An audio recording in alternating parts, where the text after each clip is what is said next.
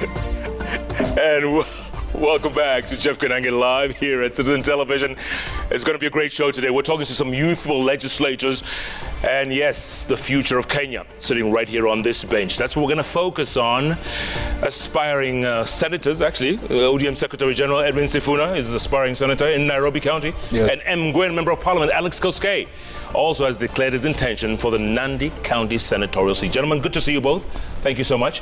Can we start with hate speech, gentlemen? Let's get right to it. Okay. Hate speech. Secretary General, is it perceived or is it real in Kenya?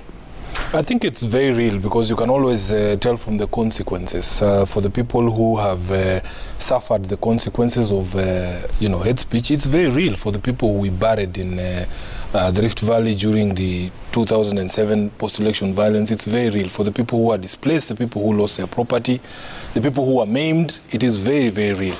And because the words that come out of political leaders' mouths have an effect on the people. And it is very easy, especially in a charged political environment like presidential contest that we're going into in 2022. One word can ignite, passions and it can spiral out of control. Sometimes it starts off as something that is quite innocent, something that is might seem innocuous and something that maybe you said off the cuff, but the consequences of your words could be something that is quite terrible. So what has been most disappointing, and this has been expressed by many people, is that there hasn't really been, proper legal accountability. By legal accountability, I mean there hasn't been any legal consequence to the people who are, in my words, poster children for, hate speech. There are people who have said the most direct things that they are not even subject to interpretation. When somebody says, I'm giving you these pangas and they're not for slashing grass, use it on people. I mean, many people would assume that that would be an open and shut case. But the most disappointing thing is that we have not seen convictions coming out of, some of these utterances. I was reading a report, I think, only, is it one? Conviction in matters of hate speech that has come out from the prosecutions at the NCIC. So it is something real. We must always warn ourselves about the potential to divide the country from the words that we speak. And as political leaders, when we even go out for rallies, these days it has become customary that we remind ourselves about the things that we can talk about and the things that are no-go zones. Mheshimiwa, do you agree? Yes, of course, I completely agree. Hate speech is definitely real. We have seen it in the past. What happened in 2007, 2008 had real consequences for people across the country, more so in the area where I come from, in around Eldoret and the environment. People were really affected. So it's unfortunate as we approach this election, when you see some people who still want to go back to those kind of comments. I think all of us as leaders should be responsible in what we say and be a bit measured, and hopefully we can try and avoid one of the things that happened in the past. Yeah, it's fine what you say, but on the ground, a lot of people listen to you. A lot of people watch this show, for instance. What do you tell your people on the ground? What do you tell people who want to vote for you when it comes to hate speech, when it comes to people they lived with all their lives or for generations, and suddenly they become the enemy? Okay, I mean, us as leaders, as I said, we have to be measured, we have to be responsible, and which I think a lot of us are. In fact, the people who seem to make some of the terrible utterances are actually just a very small percentage of the people who are actually out there talking. Most leaders do try and measure their words and try and avoid inflammatory speeches. However, I agree with the Secretary General over here that what we would need is also those in charge and authority to at least take more concrete measures, because there have been no convictions, there have been no serious measures happen after the initial arrest and arraigning before record a statement. But beyond that, we would hope to see some concrete action so that hopefully people are deterred from doing it in future. Absolutely. SG, I mean, at the end of the day, there's some people who may say, you know what, this is eating into our freedom of expression. No, I think there is a very clear demarcation of the boundaries of freedom of expression under the Constitution, that in fact it ousts advocacy for war, hate speech and all the others. That is a realm that the freedom of speech does not extend to. Part of the frustration that we have seen, and I speak from the perspective of ODM or the opposition generally, is that there seems to be some sort of pressure to only prosecute hate speech cases when you can prosecute people from both sides of the divide. That if Sifuna misbehaves today, they cannot just prosecute me because there will be noise at all. Munatuonea sisi, ama you are only focusing on our side, and they will wait for somebody else from the other side to misbehave. At least that has been my experience, that if they cannot arraign two people together. It has happened to in previous matters that you will hear somebody say something very outrageous, but that if there is nobody from the other side so that they can be arraigned together, so that we can be seen that we are doing, I think something wrong should just be viewed from the prism of right and wrong. And it doesn't really matter whether there are other people that can accompany you when you're going to take plea. You should be able to take plea immediately. So we have cases and cases, and I know that sometimes it's difficult to talk about these things because we are, nobody is perfect. I myself have found myself on the wrong end of the law once, although it was not particularly something that was criminal. But I went to the NCIC, had a very good conversation with Reverend Kobia, who advised me as a father. In fact, for me, he told me that what they had called me for was that they were disappointed. In his own words, there are some bad manners in generations of older generations of politicians that they would not like to see our generation, inherit or continue. That in fact there are good things we can learn from the older politicians, but there are some things that just for the sake of this country and its future, there is hope that we can leave some of these things behind. So when I spoke to Reverend Kobia, his biggest pain was that he was disappointed in us. He said, Sifuna, your name should not be brought up amongst some of his names. And they let me go. Because it did not reach the threshold of criminality, but I also understood why people would be disappointed in me as Sifuna being or appearing to be tending towards those bad manners. Because apparently people have some hope in us as the next generation of political leaders. By the way, how old are you? I'm turning 40 in May. Congratulations. I'm amused that he's talking of ODM as the opposition. In fact, I wanted to challenge that, and I thought I should just let him finish because it's shocking. These people are government. There's nothing more government than them. Go on. Government is not something that you assign. It is something that is assigned at the poll by the people of. So, are you government? I am not government. If I was government, you would know it. You would see it.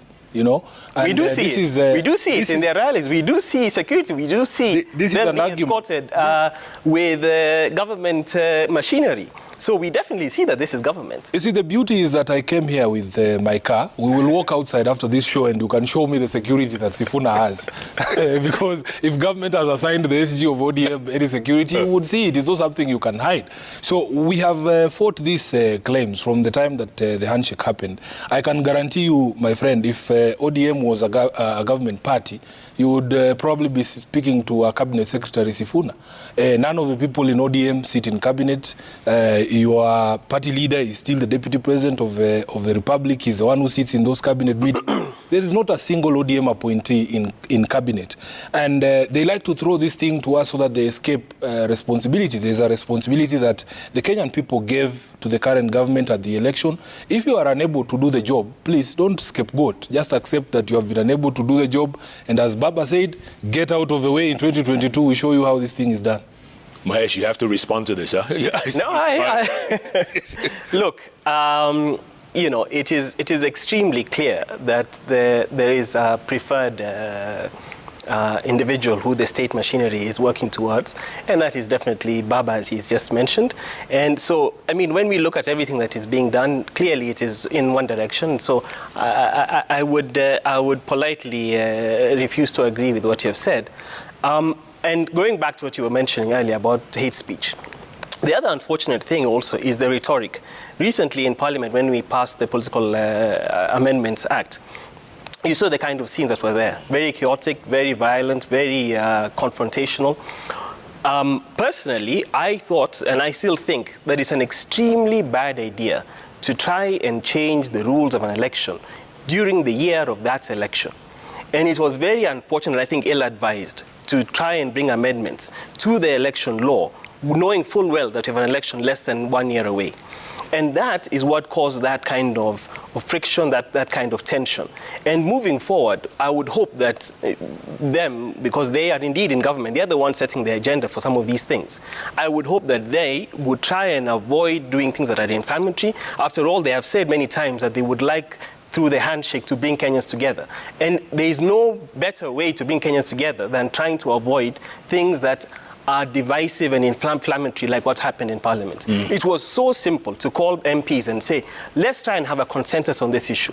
However, their attitude was not to have a consensus. It was to say, we will try and find a way, come what may, and force this agenda through and get it passed even at Christmas, regardless of anything. And okay, yes, it happened, but at what cost? Because the cost is to create that level of animosity, which is what we are trying to avoid. We would like to have a peaceful election as we move forward, and we would like to avoid inflaming the situation.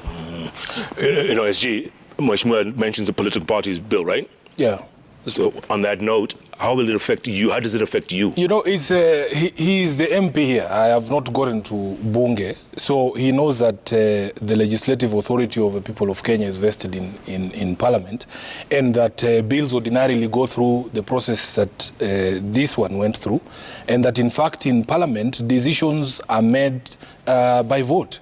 I mean, it would be nice if we could all agree and sing Kumbaya and say, yeah, this is now the law. It would be nice. I don't dispute. But I'm saying that legislation, as it has happened before, is something that always, and decisions that are made in Parliament always come down to a vote. Now, you will recall that this is not the first time we're having amendments to electoral laws this close to the election. I am aware that there was recommendations, I think it was a Kriegler report, that in fact we should try and avoid amendments to the electoral laws towards the end of the parliamentary term. And this is a recommendation everybody is alive to. But the truth of the matter is, you are a member of Parliament. You are free to bring any bill. But that is why we opposed it. Let me finish. You are free to bring any bill to the Parliament and let it be debated robustly by your colleagues. And if it is an idea that they, side with, they will support you.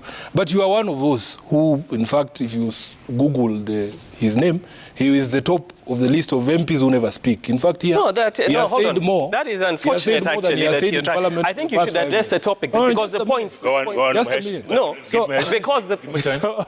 Give me time to rebuttal. Yes, the point is, let's not get into personal attacks. No, the point is, as a principle, you accept that changing the election law in an election year has been advised against, even by the Kriegler report, which was trying to advise us on how to avoid future post-election problems. And if we accept that that already has been put on record, why on earth would those in charge who are setting the agenda, and you are in the party which was actually pushing for those amendments, so you cannot run away from that, even though you're not in Parliament. You are in the party that you would talk for them.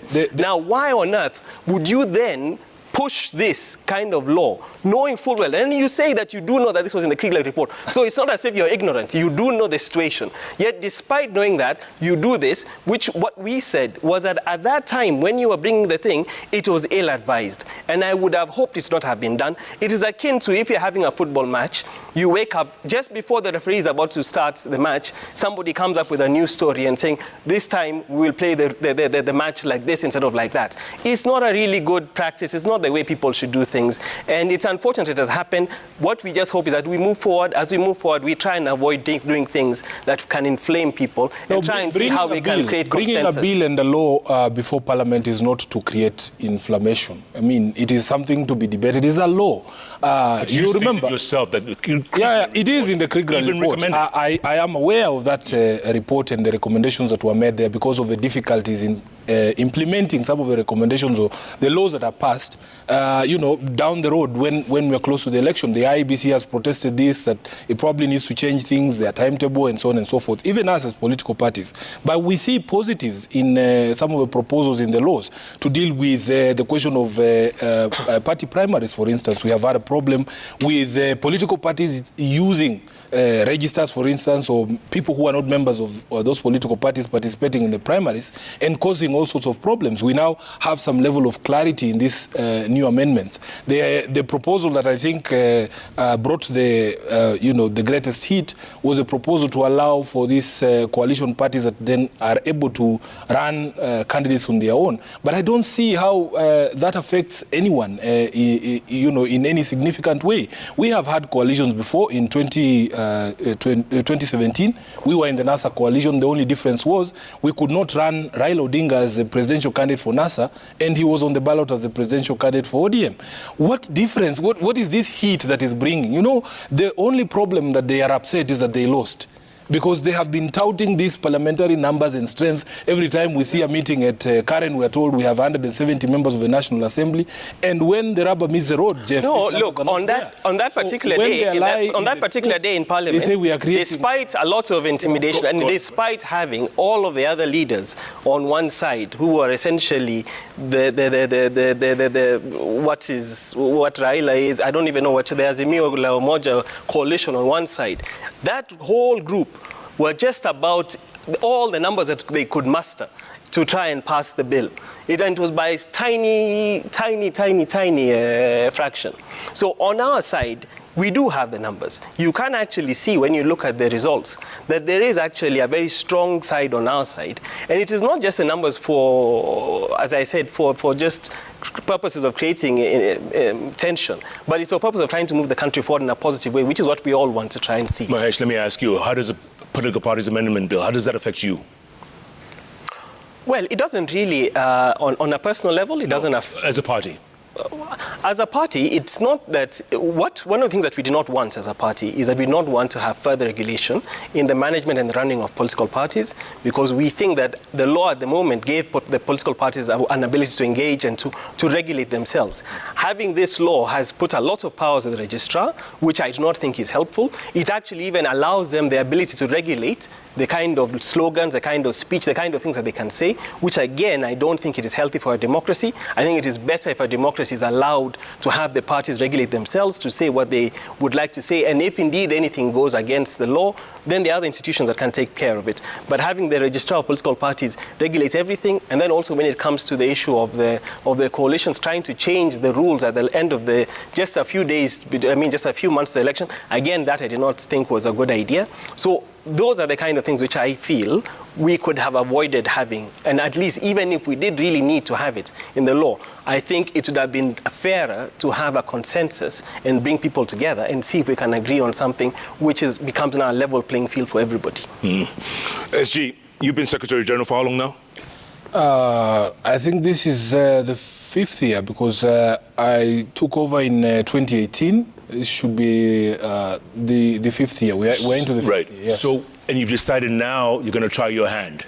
You're going to jump in there yourself. No, I actually ran in 2017, as you know. I ran for Senate in Nairobi. Correct. Against Sakaja from Jubilee. And I did very well. In fact, I'm very proud of the run that I had in 2017. And I feel like I should be able to give it another go. Because even as people prepare to, have this new government by Raila Odinga, people need to understand that government is not just the executive. It is beyond that. It is the judiciary, it is parliament as well. And there's going to be a lot of need for us to be able to put in place certain things that then help to drive the agenda of the executive. You're going to run against Sakaja if he runs? I'm going to run against whoever it is that is running. You think you can win? I'm actually running against myself. You cannot really determine who else will show up to run. Okay, and you're ready to do all the ridiculous things that people do, like dance on stage and all that? I don't think dancing is not ridiculous. Maybe if you have, 2 left feet, then it's a problem for you. Some people say it. But it's actually fun. I mean, if you look at campaigns in other places like in Tanzania, campaigns are a carnival. You have artists there and people perform and they dance and they have a good time. Interacting with people is something that we like to do. We actually enjoy ourselves there on the dais. So it is not painful for us. It is actually something that we enjoy doing, and I'm really looking forward to the campaign this time around. Mahesh, is it expensive? I mean, it must be expensive to run for office, whether as an MP and now you're going for Senator of Nandi County. It must be expensive. Well, I don't know. I don't really think. I don't think money is the issue, because I think a lot of people make a lot of their decisions based on other factors, whether they connect to the candidate, whether the candidate has been able to articulate what they would like to see done, and whether the candidate has been able to reach to where they are and explain to them what they would like to do. And I think in many cases that is actually what influences the decision of many voters, and not other factors. Okay, let me put it in another way. Handouts are an everyday thing. Let's admit it. Campaigns are about handouts. I think, Jeff, before you even come to handouts, campaigns in themselves are very expensive, because if you look at the logistics that are required, even just to fuel your car, to move around, to hire halls, to hire sound systems, to be able to even provide drinking water in the, to the people that you're having a meeting with, is very expensive. And we have had discussions even in these political parties about one of the greatest inhibitions for why, say, young people don't join politics is because of the expense, before you even come to the so-called handouts. Because, it is very, very expensive. I'll give you an example. I was having a conversation with one of these donor agencies, and I was telling them they support women in politics, for instance. And I told them, just do a breakdown of the initial cost that is required for somebody to be on the ballot at an election. So, for instance, at ODM, to be a life member of a party, you have to pay 20,000 shillings. And then there is a nomination fee. If you are a woman or a young person, it's maybe 150,000 shillings. Then when you are finally nominated by the political party, there is also some money that you pay at IBC. I think it's 100,000 shillings. So if you do the totality of that, it is a scary figure, especially for young people who want to get into this space. What's a scary figure? Plus, minus? I mean, even if you just start with that 300,000 shillings that you require as a minimum just to have your name on the ballot, if you're going through a political party, it is something that is prohibitive, especially to young people. So many of these organizations have come to understand that if you wanted to encourage young people, especially young women, to join politics, address some of those preliminary issues. So we are happy that at ODM we have partners who are willing, if they identify good female candidates who are running in single constituencies, they can remove that initial cost of the party nomination fees, the IBC nomination fees, and you will see the difference that it will make. Then you get into the campaigns proper. You have to be all over the place. If you are running in a county, there are some counties that are smaller than others. If you are running in a county like Marsabit, Wajir, or Kajiado here, it is a quite vast county. And if you have to meet all the people you need to meet, the expenses attendant there too are very, very high.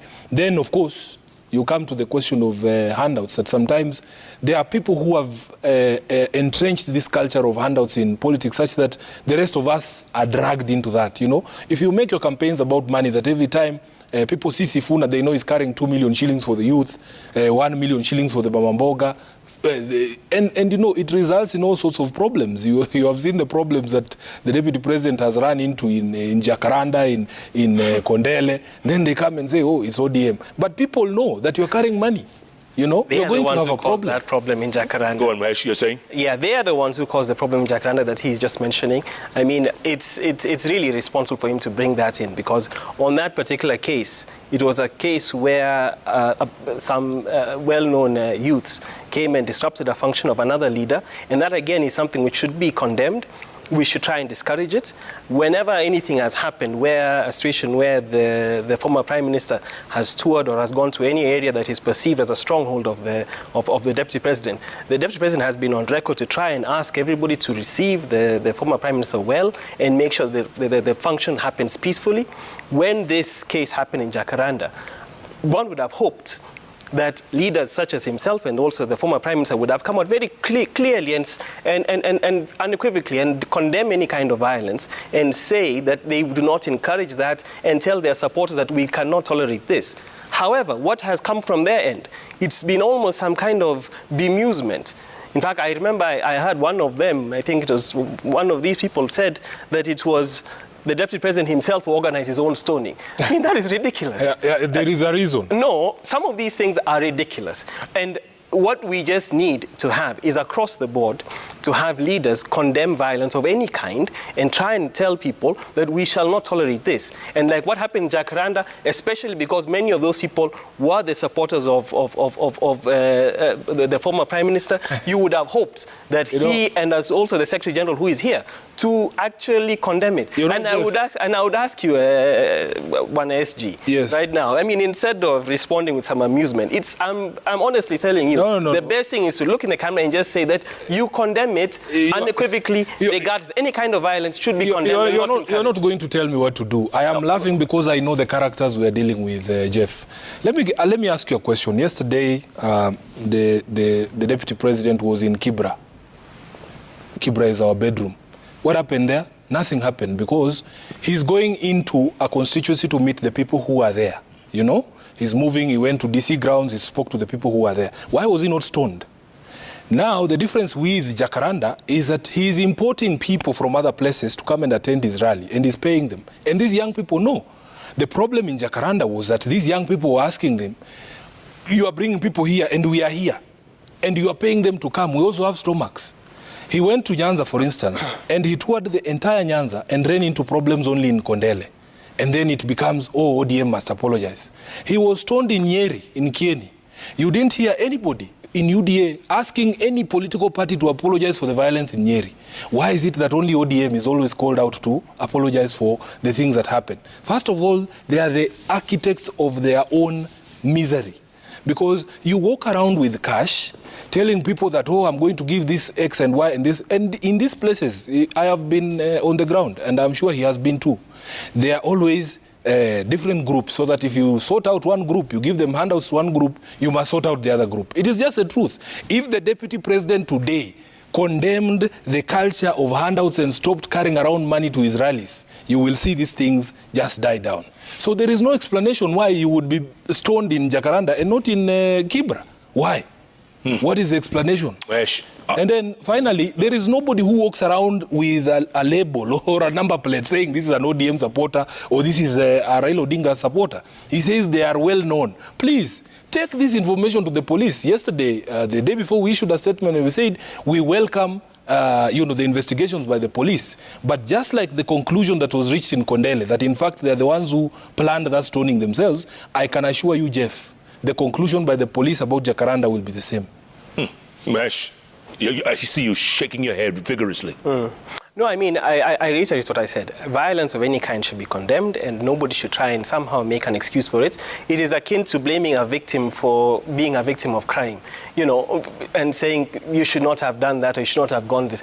Any crime committed, it's a mistake of the criminal, and the police should take action against that person who has committed the crime and not somehow blame the victim for saying that somehow it is your actions that caused you to become a victim. Violence should be condemned, and that's just my bottom line point over here, of any kind. And when it comes to issues of whether the DP wants to assist a certain group in this area or in that area, I mean, that is actually something which should be welcomed. There are so many things that he has done in different areas that have assisted people of all walks of life, and I do not see how you saying that because he went to this particular area with the intention of assisting these people, that therefore it is justified for him to become a victim of somehow some crime over there. It is not justified at all for him to become a victim simply because he was trying to assist somebody over there. He's not the victim, he's the architect. That is the most ridiculous argument ever. You cannot claim that somebody would go and tolerate and organize their own... if I asked you a simple question, how did you know that those people at Jacaranda were Raila Odinga supporters? Do they have labels? No, it's do they have okay. Number plates? Look, okay, Bwana SG, no, all I'm asking you, how did you assuming you think that whoever supported you may think, will you join me in condemning that violence? I'm asking you. No, but would you join me? No, but would you join me in condemning that violence, no matter who might have caused it? If, for instance, I went to Eldoret and I was stoned, was that person Ruto supporter? No, my bottom line here, don't you want to join me in condemning the people? I'm not joining you for anything. I want you to answer the question.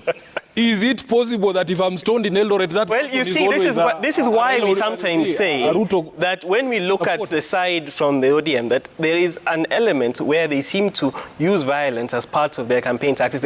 That's why they're not so comfortable condemning it all the time. Because why don't you feel free to condemn it? Because this is one of those things which really, there should even be no argument or discussion. Jeff, honestly, how can you have an argument about condemning violence? What we will condemn here, Jeff, is the fakery in UDA. And, you know, they had been in a bit of a sport in the past 2 weeks because of the Madoadoa comment.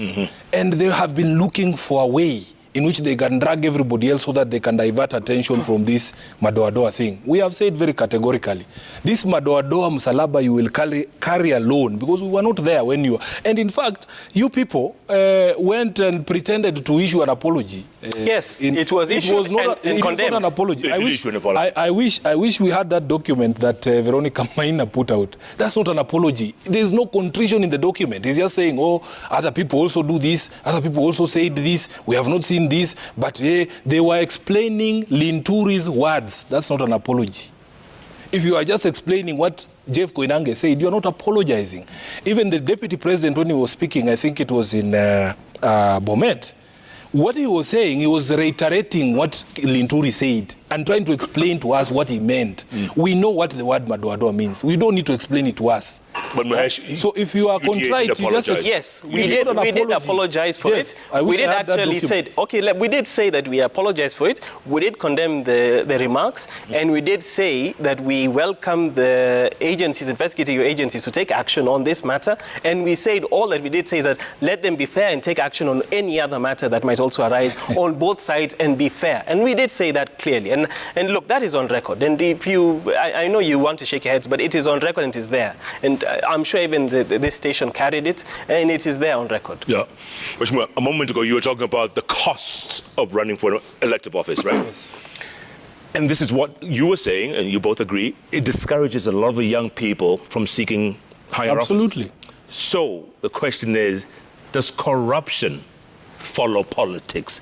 Because, you know, you have to make some money, get some money to get there. Once you get there, you have to pay back. Yeah. So corruption and politics, don't they run? I think the world over in many democracies, the discussion around the corrupting influence of money is something that is, you know, it is acknowledged that there is a problem. Even in the US, the problem of lobbyists, having them around, hanging around senators and people who sponsor your campaigns and so on and so forth, that in fact, if you go against certain interests in parliament, if you are sponsored by some of the big agribusinesses and you even speak against you know, their interests, they simply get somebody to primary you or to challenge you at the primary level and to sponsor their, you know, your opponent. So even here, the demands in terms of cash, it attracts some to be able to look for quick money that is made easily. And Jeff, the truth of the matter is this.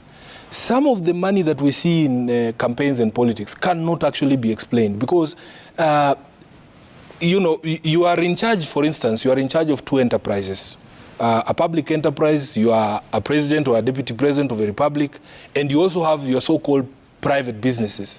One enterprise is doing so badly that Kenyans are crying every day that the government is not working for them, people are poor, they don't have food, and so on and so forth. But you want to tell us that somehow your private enterprises, selling chicken or eggs or whatever it is else you're doing, is doing so well that you are able to give donations of up to 100 million shillings a month. Jeff, I can tell you, sometimes you are sent into a harambe, you have gone with what is truly in your pocket, 10,000 shillings. And there is a gentleman who has come with 10 million shillings. So when you give your donation, you just hear the entire church burst out in laughter because they look at you and they think you're a joker. There used to be times when, because the economy was doing well, the parishioners themselves used to build their own churches. There would be a doctor here, there would be a nurse here, there would be a farmer there. They give their, you know, a tenth, what is it called? Tithe. Yeah? And they build this building for God. But then there comes this one benevolent contributor who impoverishes everybody, that 90% of the church is unemployed, but he comes with the entire budget to build the entire church. If the budget was 10 million, he brings 9.5. My brother. Then we clap for him and say he's doing the Lord's job. And he's in public service, and you never get to ask, you know his salary. Surely. Mahesh, the monetization of politics? You know, just to respond to that briefly, yeah? I have always found it extraordinary how some people choose to make such accusations about other individuals without trying to substantiate it or actually put forward the evidence. They are investigative agencies in this country. There are many people who are charged. There is a there is an Ethics and Anti-Corruption Commission. There is the DCI. There are many agencies. If you feel that you have any evidence of any of these kind of activities that you think that there is a particular individual who has decided or who is engaging in something that you feel is improper, then everybody is free to forward this evidence elsewhere. Like but what you cannot, let me finish. But what you cannot do, and what is unfortunate, is to go out in the public and just taint somebody's name. That's what you are doing with Jacaranda. No, and repeatedly say things that you cannot back up with evidence. All you're doing is maligning somebody's name, creating some kind of negativity, which is not helpful again. Now, if somebody has done something and assisted in any kind of sphere, in a community project, whether it be a building of a church, whether it be doing anything else, then that person should be commended. I do not see anything wrong with it. Now, if there is something that has happened that is wrong and there is evidence to it, then there are, as I said, there are agencies and there are people tasked with taking action against that. And these accusations have been held, I think, for the last nearly 10 years or longer. And you would wonder, if there is any substance to these allegations, I mean, what actually stops people like Bana SG here and others going and forwarding this evidence to the appropriate authorities? Now, this is exactly what I was asking of you with regards to Jacaranda. You go around throwing around allegations. When I ask you, have you taken evidence to the DCI about these people? You say, yeah, right. My main issue of Jacaranda was condemning the violence. Let me do this. My main issue was condemning, and it's unfortunate you don't want to join me in condemning. Please, but my issue was condemning that violence. You don't prescribe a medicine. No, my medicine for violence is condemning. So, I've given you the medicine, you don't want to take it. Jeff, there is actually two different things here. Yes, there is actually a law. There is actually a law, and as a lawmaker, you should know, on a recovery of unexplainable wealth. There was a story of that young lady who suddenly some 100 and something million showed up in her account. What happened in that instance? Immediately the thing was frozen, right? So it is because the agencies have the ability to tell that, Sifuna, we know how much money you make from the job that you do here and there. Even if we were to give you an allowance of 30%, there is no way 2 billion shillings shows up in my account, then I am unable to explain it. So the question is, you are a public officer whose salary is known. If you are spending 200 million shillings on donation in a month, and yet you earn 1.5 million shillings in a month, those investigative agencies should be able to do what? To take over. And why haven't they? That's the question. That is the question. And the answer is?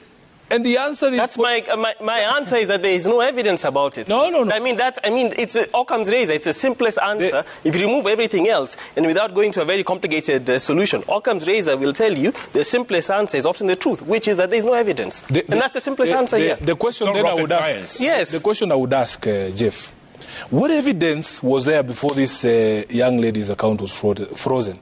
The money hit the account like this, Financial Reporting Center, this money has checked in, and everything was frozen fast. You bring the evidence. She is explaining later. She's explaining later. If we had a country that actually works, and if we are interested in stopping corruption, this is something that should actually have been done. So you're saying there is a lack of political will in the fight against corruption, which is why, Jeff, there is only one political formation, one political aspirant who is actually talking about jailing the corrupt. The other side are telling us that, in fact, we can have a summit with these corrupt people and plead with them to stop their errant ways and give us back some of the things that they have stolen, and then we can discuss an amnesty for them. These are the choices that are facing Kenyans in 2022, because even if you were to conduct a random poll here, Jeff, and ask your viewers if they are into giving an amnesty to the people who have caused all the problems. The reason we don't have functional hospitals, right? Why we don't have drugs in hospitals, why we don't have proper roads and all these things that are supposed to come to us by virtue of the taxes that we pay, is because a few people have their hands in the till. Then you are telling us, when we say we will jail the corrupt, they say, stop threatening us. We didn't mention anybody's name, but immediately you know what they say about old people and bones. At the end of the day, how is it going to change? Like for you, instance, you're running from MP to Senator now of Nandi County. How is that going to change things? And you can convince people all day long till the cows come home. How are you going to convince people who have this attitude that there's no political will to deal with things as simple as corruption? No, first of all, I will agree on that there is no political will. I do feel that people should be a bit more serious about corruption. We have done a lot as a country to try and put in place laws, to try and put in place officials who are charged with this task, and we have tried really hard. And Kenyans would like to see this problem addressed. I agree that we have sometimes felt that the problem is either these particular individuals who are given these offices and who are tasked with this either do not want to or do not seem to have the political muscle to do so. And that is something that should be addressed, and it's something which is unfortunate. However, that point is completely separate from what I was saying earlier, of which I find unfortunate, where certain people like himself just decide to cast aspersions on other people's characters, and they just do so randomly and continuously without any backing it with anything. So that is one separate issue, because you should actually prosecute and pursue corrupt activities everywhere, and that is something that we all can agree on. But I do not agree on just randomly accusing people of wrongdoing without having anything that you're backing it up. So that is one of the things that I do not agree with. But on terms of fighting corruption, completely agree. In terms of what you mentioned about the Senate on a wider thing, I mean, what we would like to see as we move forward from this year, is a focus on the economy. It has been sorely lacking in the past. We have, from our end, our party, we have been trying to make the focus about the economy, about trying to create jobs, and about trying to create a different people's lives. That is one of the things that we want to make sure we do. We have to also do that in a way that we bring down the debts, which is another big issue that I have many times tried to articulate. And if we do this in combination, then we should be able to move forward and we have a bright future. But if we keep going on and on this unnecessarily personal attacks or antagonistic things, then that is where the danger is. Mm-hmm. Yeah, interesting to say that we should make the conversation about the economy and reducing debt, but I would really invite the UDA guys to be able to have a conversation with us about the relationship between a poor economy or a bad economy and corruption. We have had in shock, for instance, the leader of UDA saying that corruption cannot stop development. I mean, those two things are mutually exclusive, Jeff. He said it on national TV. In fact, it was this station that was interviewing him. There is a direct correlation between corruption and development. Because, and I've given this example before, and I wish I could be able to persuade my brother that, he said that we should try and build consensus. There are some things that are just not rocket science that we should all agree upon. That corruption is evil and it is killing us as a society, it is killing us as a country. If, for instance, Jeff, you wanted to help the young people in Elgeyo Marakwet, you have a government project to build a dam. You build the dam. Then you come and do a harambe for the local youth there to buy fishing boats, to buy fishing gear, to buy boats for them to be able to do tourism on a lake that actually exists from the dam that you built. Nobody will see any problem in that. But for you to steal the entire dam, it is not there. There is no water, there is no dam, there is no nothing. And then now you come to do a harambe for those boys in Elgeyo Marakwet to buy borders. It is an insult to us. It is an insult to us. As young people, it's an insult. What we need to do is to agree that we cannot continue on the trajectory that we are on. That in fact, if we don't stem this culture of corruption, there is nothing we will ever do. You are eating everything. You are like termites. At the end of the day, if we release termites in this studio, if you came back after 3 years, would there be a studio, Jeff? You cannot tell us that you can continue to build a country with the sort of thieving that is going on. Yeah. When you talk about debt, Jeff, there was a very serious question that was raised by the Auditor General that we went to borrow $2 billion of the Eurobond and that he could not trace where these funds were going. Just imagine 2 billion shillings. $2 billion disappeared. And yet an auditor cannot trace the specific projects to which it went.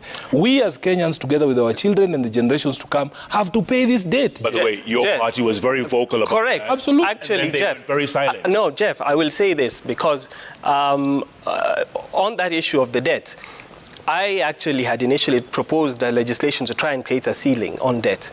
That ceiling, I proposed it in 2018. In 2019, the Treasury came forward with another proposal, which was to increase a ceiling and have it at 9 trillion.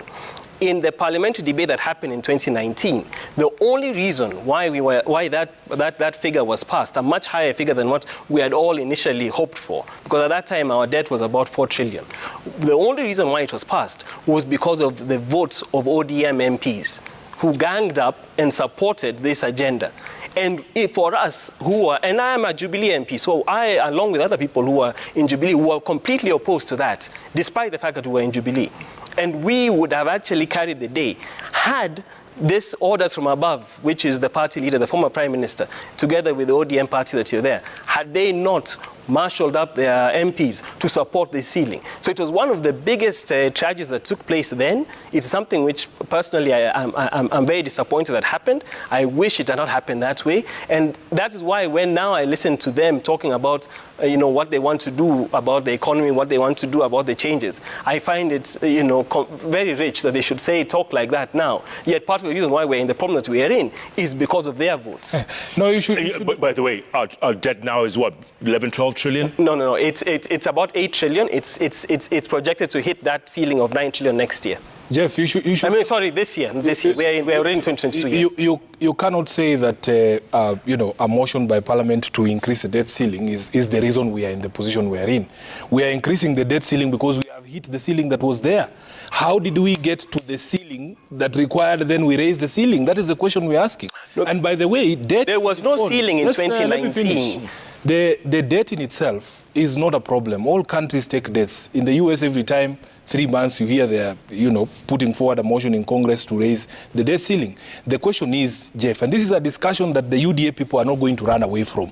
What did we do with the money that we borrowed? That's all we want to know. So what is the explanation, for instance, to build a railway at 4 times the cost of the money, the cost of a project that Dar es Salaam is paying? What is the explanation? That is the question. This is the discussion that I completely agree with that. The railway was... Just a minute. It is an example. You don't have to engage every example. I'm just saying, can we engage the place of corruption in development of a country and the role of your party and your leadership in bringing us where we are? That is all we are saying. Go on, Mahesh. No, I completely agree. I mean, the railway itself was about 400 billion. If you look at a lot of other development projects that have taken place, even this expressway, which although is being built differently, that's about 80 billion. Even if you add all of these figures, they're less than $1 trillion. And yet the increase in debt that we have had from 2013 to date has been about 7-8 trillion by the time that we finish. So you have to ask yourself, what has happened with all this money? A lot of it, I agree, has been lost through corruption. You asked me to join you in accepting or having a consensus of that fighting corruption is bad. I wholeheartely join you in that consensus that corruption should be fought because that money has been lost through either corruption or wastage. And on that point, I completely agree. It should be tackled differently. But at the end of the day, we are where we are.